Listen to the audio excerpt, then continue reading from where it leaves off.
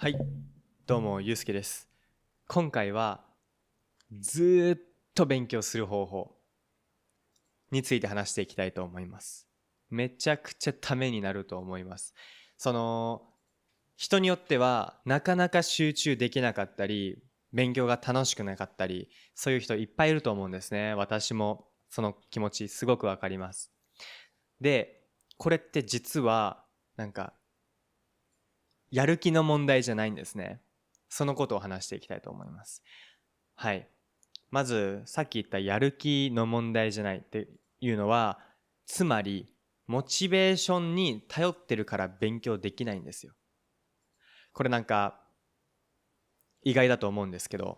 私の経験だと、テニスを結構10年間以上やってきて、で、結構長くやってきたんですけど、その最初って私すごくメンタルが弱かったんですよ。試合に出て、なんか練習ではうまくいくのに本番うまくいかなくて、でその時に本番でうまくいくように自分のメンタルを勇気づけるために頑張れとか、ゆうすけならいけるよとか、なんかそういう自分で自分に話すとか、そういう自信をつけるような風にやってました。まあこれはちょっと勉強とは違うんですけど、似てる部分があって、気持ちで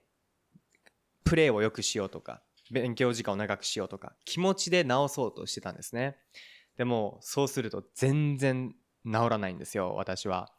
だから他の方法はないかなと思っていろいろ調べたり聞いたりして、それでテニスの時にはルーティーンとか環境とか仕組みを作るとか、そういうことをすると試合でいいパフォーマンスができるっていうことに気づいて、人のそういう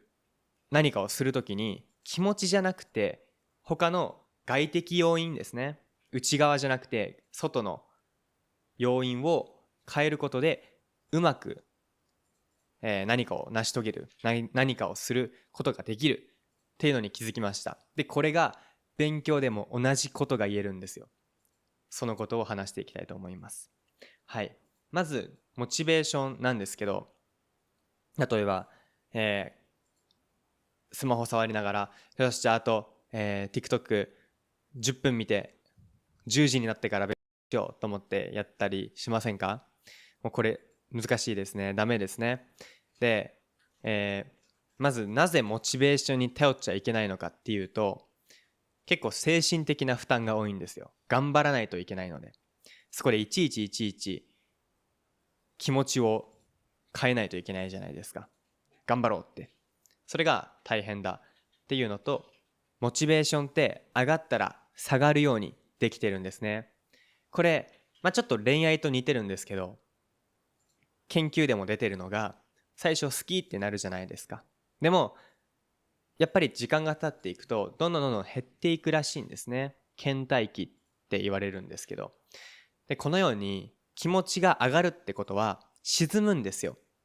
なんでかって言ったら、上がる前が通常の状態なんで。で皆さんは勉強するときに一度こう上げて、気持ちを上げて勉強しようとすると思うんですけど、上げずにこのまっすぐの状態で皆さんに勉強してほしいわけです。はい。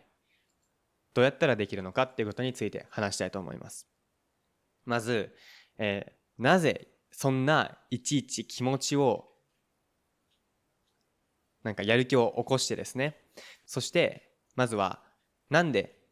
やる気に頼らないと、モチベーションに頼らないと勉強ができないかなんですけど、ほとんどの人がドーパミン中毒です。はい。ドーパミン聞いたことありますか？これはスマホとか勉強でも何かするときに出てくるんですね。快楽物質って言われるんですけど、このドーパミンが出てるときに人間の脳は満足するんですね。やりがいじゃないですけど。なんですけど、このドーパミン中毒っていうのはスマホとかパソコンゲームとかそういう電子機器を使うとすごくドーパミンが出て満足しちゃうんですね、脳みそが。はい。でこれで皆さん、例えば TikTok をずっと見ちゃうとか、インスタのリールをめっちゃ見ちゃうとか、これはドーパミン中毒です。で、これドーパミン中毒って、何がいけないかっていうと、勉強をしようってなった時に、勉強でもさっきドーパミン出るって言ったじゃないですか。だけど、勉強ってドーパミンがほんのちょこっとしか出ないんですね。ドーパミンの量が。だけど、その日頃そういうスマホとか触りすぎて、こんなんじゃ満足できないってなって勉強が面白くなくなるわけです。つまり脳みそを治そうっていう話ですね。Introducing Kaitenji, a new app for learning Japanese. Kaitenji has many great features that make learning Japanese fun, including vocabulary decks from the video you are watching right now. Please visit kaitenji.com and join our Discord. Links are in the description below. はい、結構、動画5分以上経って、今この話なんですけど、勉強をずっとするためには一度脳みそを治した方がいいです。で、ドーパミンデトックスって勉強のためだけじゃなくて、そのドーパミンデトックスって言うんですけど、脳を治すことを。で、このドーパミンデトックスをみんなにしてほしいんですけど、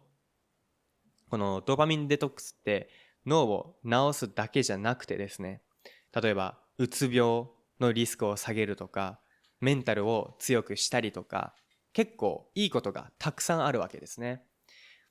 なので、ぜひ皆さんにやってほしいと思います。いろんな動画が出てるので、私は簡単に説明するんですけど、例えば一つ挙げるなら、一つの方法としては、一日スマホを全く触らない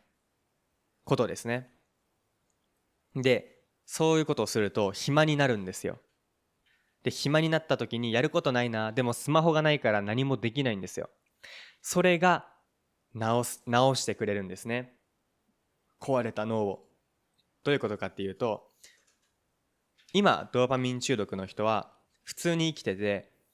何もやることないなってなった瞬間にもう何も考えずにですよ、スマホに手がいっちゃうんです。で、スマホを手に取って、でもずっとスクロールするわけなんですけど、これがもう最悪なんですけど、でももう無意識なんですね。だから意識して直さないと治らないわけなんで。なので、スマホを一日どっか外に置くのは良くないけど、例えば自分が触れないところに置くとか、そういうことをするのがいいと思います。でも、なかなかスマホを一日触らないっていうのは難しいので、特に、私とかは日本語をオンラインレッスンで教えてるので、そんなことできないんですね。レッスンがあるし、メールとか連絡とかあるので。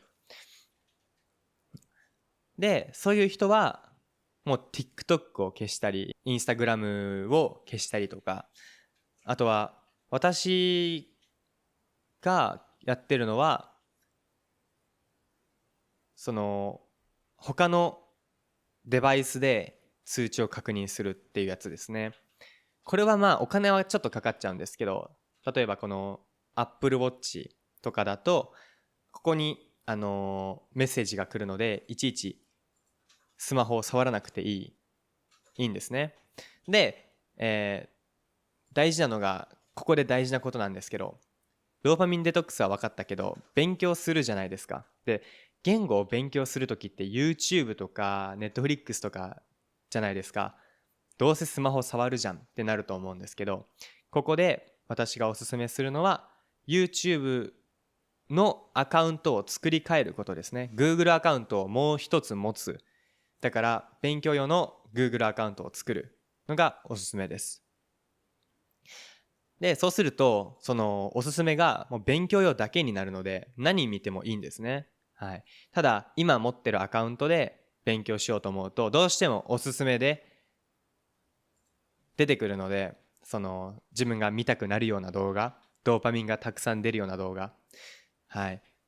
この YouTube ってすごくてですね、いかにどうやって皆さんに満足していただけるか、つまりドーパミンを出してもらえるかを考えて作られてるんですね。TikTok とかも Twitter、今 X なんですけど、そういうのも。なので、そういうのがたくさん研究されて作られてるアプリなので、できるだけそれをうまくみんなに利用してほしいですね。はい。なので、アカウントをもう一つ持って勉強用にするとか、あとは YouTube で勉強するとき、Netflix で勉強するときは、スマホじゃなくて iPad とかパソコンとかテレビを使う。こういうのもおすすめします。私は、英語の YouTube を見るときはですね、いつもこの iPad で見ています。で、この iPad にはゲームが一つも入っていません。ゲームも LINE とかそういう Instagram とかも入ってないので、これを触ってる間はそういう高いドーパミンを出すものに出会うことがないので、すごく便利です。はい。っていうのもおすすめします。こういう感じでですね、いろんな方法があると思うんですけど、結局はドーパミン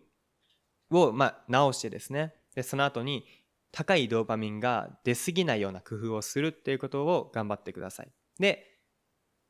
どうしてもまたなんかドーパミン中毒になってきたなと思うんだったら、ドーパミンデトックスしたりですね、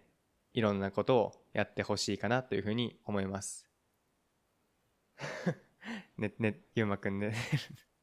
寝てるんですけど、はい。でも、そんな感じで、今回の動画はここまでになります。すごいためになったと思います。この方法でやれば、頑張ろうじゃなくて、日常生活の中でずっとできるので、他にもたくさん方法あるので、それも紹介していきたいと思うんですけど、その原点ですね。いろんなことをする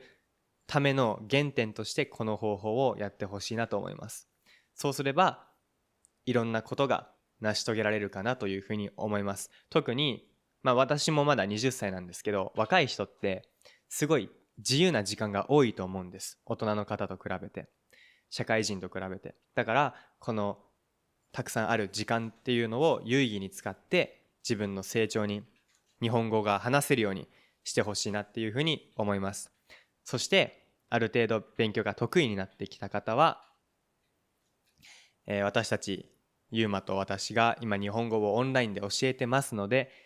そちらで無料でトライアルレッスンを予約してくれたらなと思います。今回の動画がいいと思ったらチャンネル登録と高評価よろしくお願いします。また次回の動画でお会いしましょう。じゃあね